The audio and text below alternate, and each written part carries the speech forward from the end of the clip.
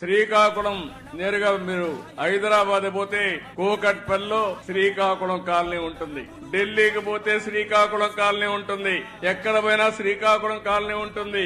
ఆర్మీలో ఎక్కువ ఎవరు దేశాన్ని కాపాడడానికి పనిచేస్తారంటే దానికి చిరునామా కూడా మళ్లీ శ్రీకాకుళమే.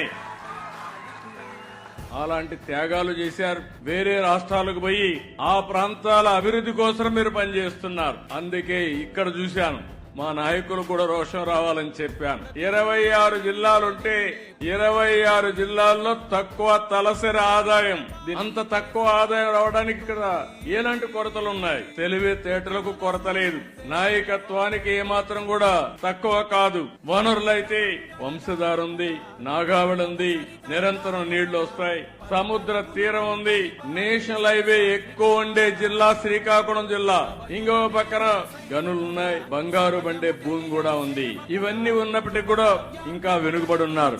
నేను అందుకని ఒక సవాలుగా తీసుకున్నా, అవసరమైతే మళ్లీ వస్తా.